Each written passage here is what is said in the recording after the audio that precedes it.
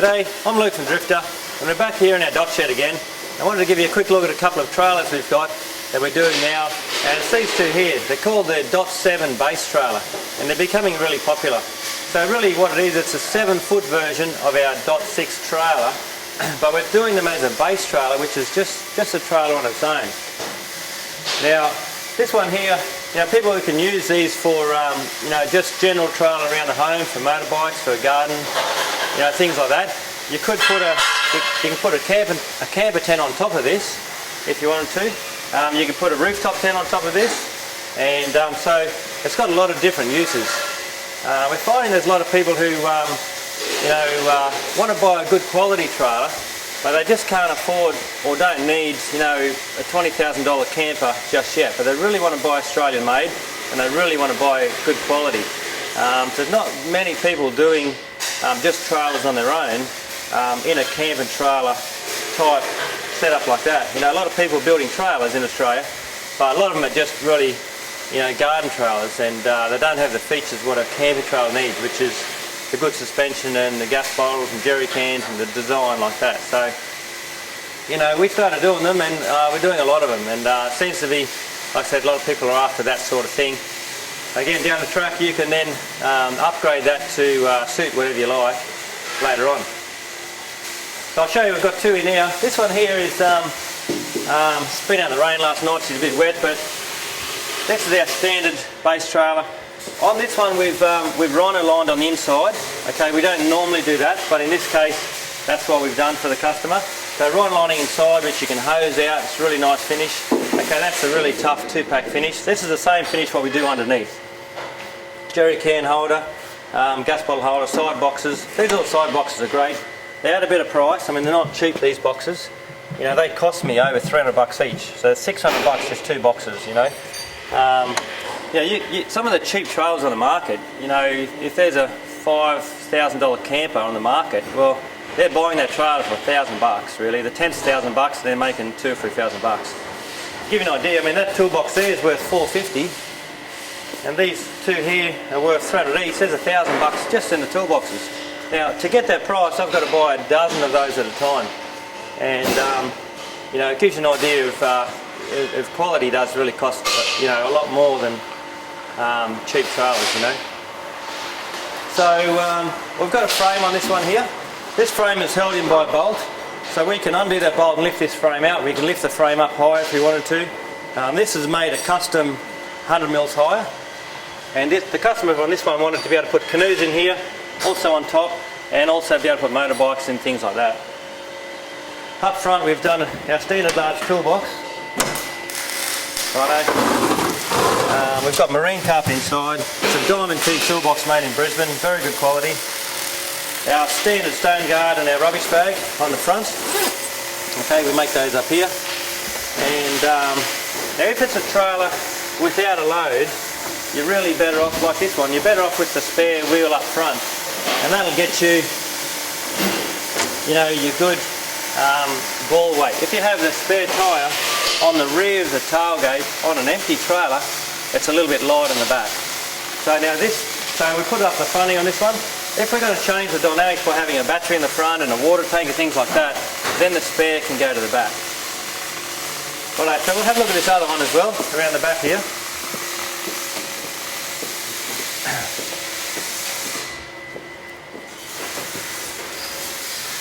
So this is another Dot 7 base we've just finished, and the customer's picked it up this morning. You can see it's got number 50, so that's our 50th trailer we've done. We've got a spring over axle on this one, so you can see the difference in height there. Okay, so spring over axle. We've got our standard frame here, which has got the brackets on the back here for our actuator, for our awning. So our awning can go on the top here. And this is also our rack for the rooftop tent, so you can put any rooftop tent straight on top of this here. You've got plenty of room in the middle here.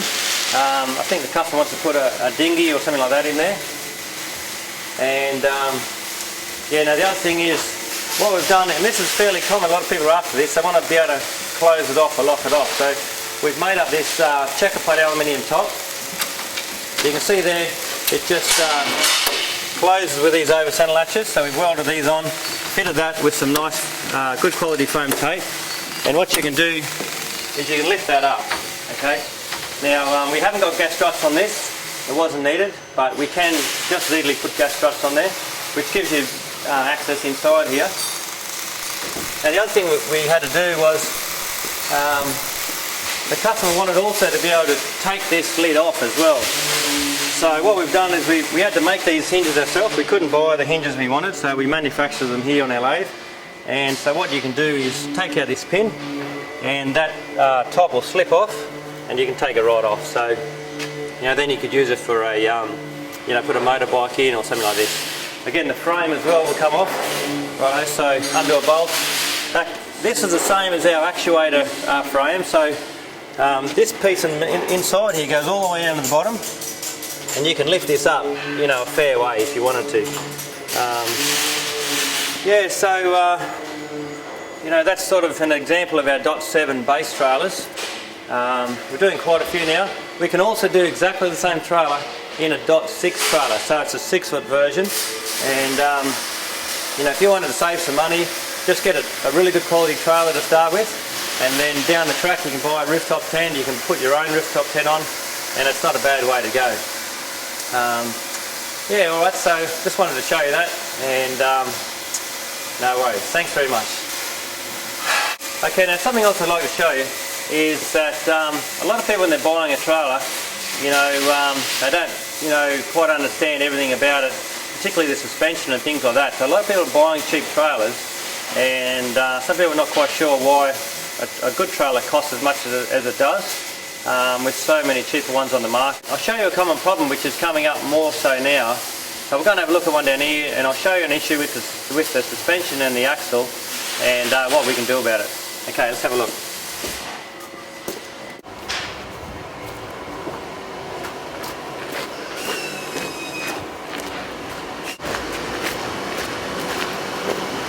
There we go, boys. Good. Can I, huh? What I want to do is just roll this back a bit. I'm going to get underneath and have a look. Yeah? Yeah. Okay, so this trailer is a really good example of what's going on a fair bit, and we see a lot of it here at Drifta. This trailer here is turned up and we're doing a big fit out in it.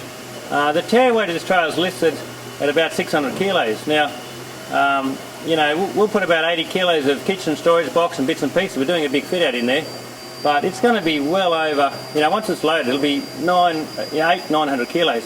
And a trailer, anything over 750, it's got to have brakes.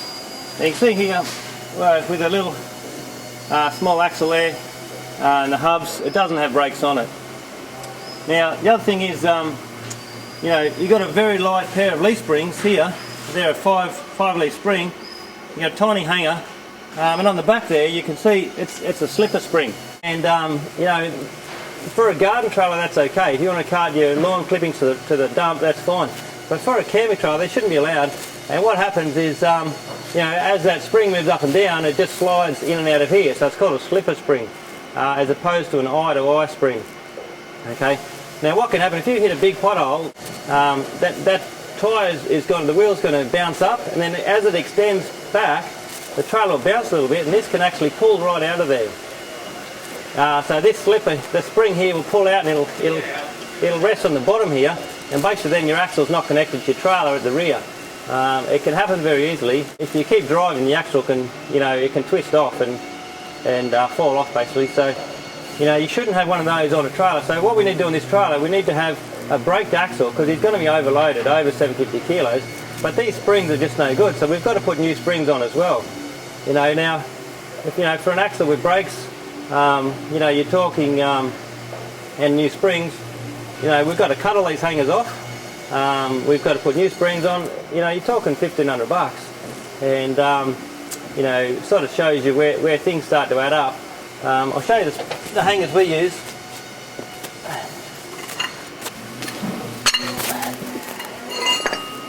That's the sort of hanger that we're using on a trailer, right? And you can see the ones that a lot of people use here. You know, you've got about 40 mils there of welded on hanger, and that's what we use, one of those. Okay, so you've got about 140 mils, so a massive difference, and that's where a lot of the cost comes into the trailers we're making. You know, anyone can build a cheap trailer, And but a lot of people are finding that when they go to upgrade the trailer, they're getting a lot of expense. It's going to end up costing almost as much as buying a good trailer, but you've still ended up with a pretty crappy cheap trailer. So we'll go and have a look at the dot shed again. I'll show you a close-up of what we're putting onto our trailers. Okay.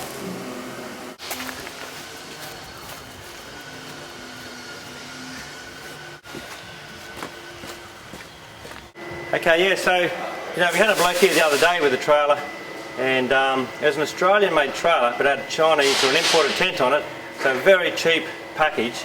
And he wanted us to fix it up, but he paid about $5 for the whole lot.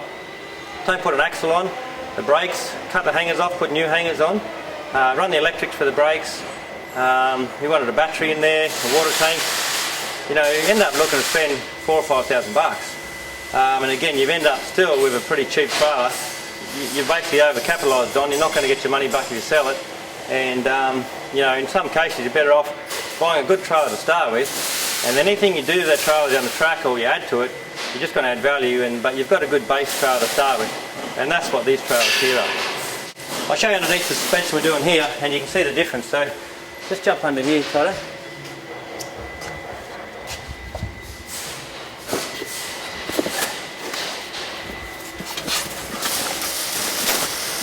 Okay, you can see what a good quality setup looks like. 45mm solid square axle.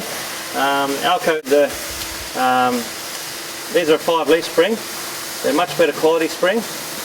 Right, we've got the big hangers welded on here. We've got a military wrap. So you saw on the other trailer where you had a slipper spring here, but this has got the heavy duty hanger and the eye-to-eye, they're greasable shackles welded on. So that's a proper setup, and it'll last and do the job, and you can sort of see the difference. So yeah, there's the braked axle there, and those good quality components cost a lot of money.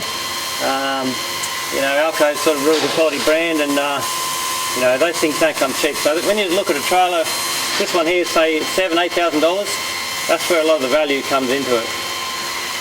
Okay, no worries. Might as well, while we're here, as we always do, go and have a quick look at the boys and see what they're up to.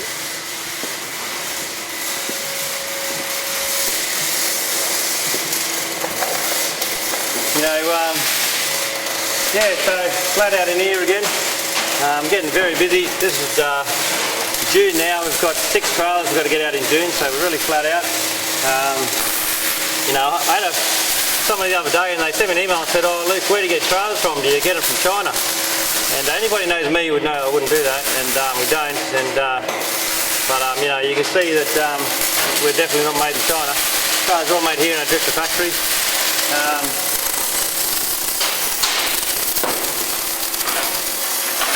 Yeah, so it's pretty flat out. Jack's just making up some of the jerry can holders. So we're making all them here ourselves. We make all the components here. And the thing is too, with these boys, Jack's second year apprentice and Ethan Hughes, a first year apprentice. If I buy body kits from another company, like laser cut body kits, and import those from another company in Australia, we can't put on apprentices, and that's what we really want to be able to do. Is we want to be able to train these guys, and we want to have apprentices so that these guys are learning and continue the tradition of tradesmen. A small country town like Gloucester, it's very hard to get a trade in the metal industry, and we've got 4 apprentices now here working first, second, third year of their sheet metal work apprenticeship, and they'll all become tradesmen. So that's really good that we can offer that. Righto, come and say hello to Shano.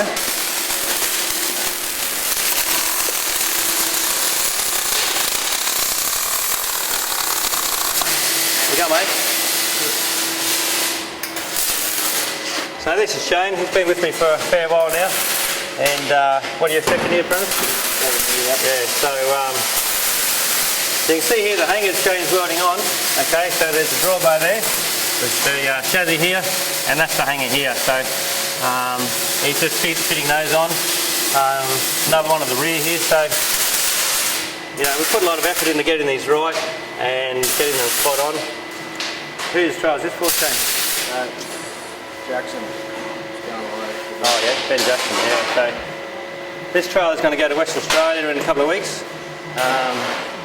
Andrew, my foreman in there, he's driving over for a holiday, so he's going to drive this one over to a customer, and a little bit cheaper freight for him, and so that'll be finished off in a couple of weeks. This is going to be a Dot 6 equipped with a big fit out on it, so yeah, we've got to get this one finished, so no worries, mate. Good.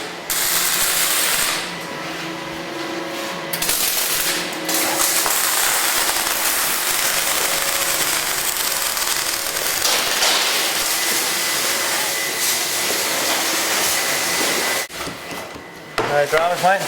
All good. What's the trial is this one? This is Ross's, Okay. South Australia. Yep. Are we sending it or is he picking it up? Sending it. Yeah. First thing Wednesday morning. No worries. You got much to go? Still the tent and stuff. Just about tailgate, spare wheel. Yep. Still a bit to go, but So what truck did Nick have? He's got a Land Rover. yeah. So I'll show you here. This is a customer in Adelaide, and he's got a Land Rover. So, you know, some of the vehicles like a Land Rover and a Jeep Wrangler gets pretty tricky with the stud pattern, the thickness of the studs, the offset and all that sort of thing. So sometimes we can't get the wheels from our suppliers. So what Nick's done is he's supplied his own wheels and tyres. He's freighted them up to us. We can credit the amount that we would allow for our wheels and tyres, and we can fit them on. So, you know, for some of those different vehicles, particularly Land Rover and Wrangler, that's sometimes what we have to do.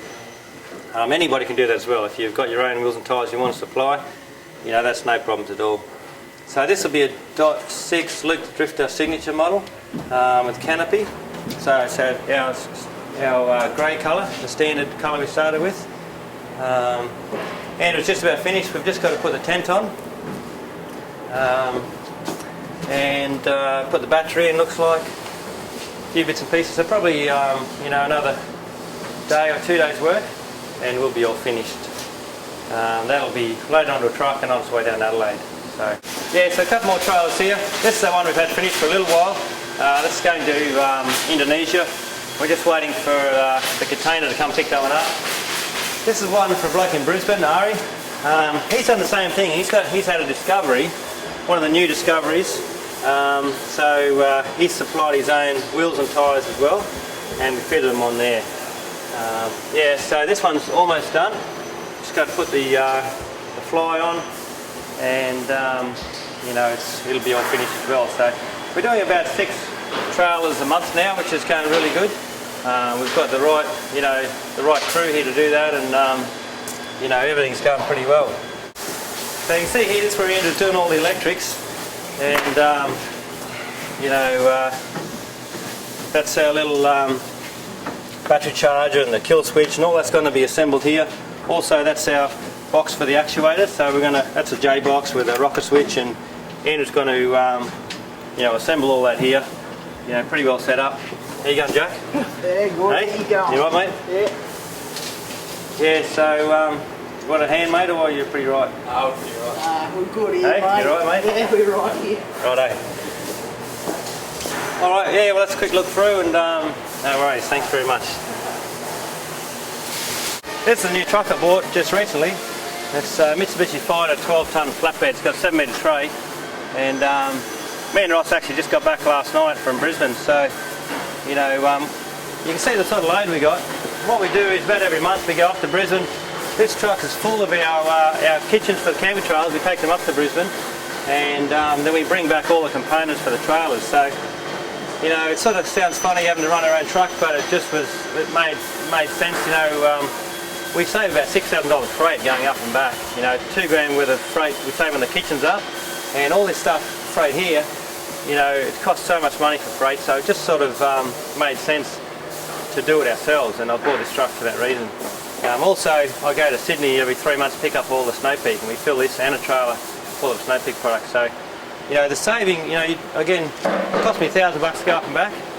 We left 3 o'clock in the morning, Wednesday morning, drove there, get there lunchtime, run around. We had about a dozen pickups, drop-offs to do, and then we got back late last night. So it's a fair bit of work, but you know, that's saving, the $5,000 freight that we save you know, that sort of is a saving in the trailer. So anyone who buys a trailer is actually saving that money. Not so much myself, but you know, you can see here we've got 5 of the tents all wrapped up. They were made in Brisbane. We've got some wheels from my Uncle Bob up there. He's the manager of Mullen's Wheels, or CSA Rims, in Brisbane. So we've got the wheels and rims. These are all our awnings. So we've got a big load of those. Some of the RV awnings for the side of the truck. Up top there we've got a bunch of toolboxes. They're all made from Diamond Key up in Brisbane. And these are all our canopies for the Dot 6 equipped. So again, we've got to buy a lot of them at a time to be able to afford to be able to get the right price. There's a heap of water tanks. Beach is going through a lot of water tanks now. You know, he's doing 25 draws a week. Probably a dozen of them are for twin cabs, and most of those will have one of these water tanks. So he's come up with these himself. It just fits perfectly in the back of our drawers for the twin cabs, and you know, they're working really well. So a lot of his drawers now he's putting a water tank in there. Yeah, so no worries. Thanks very much.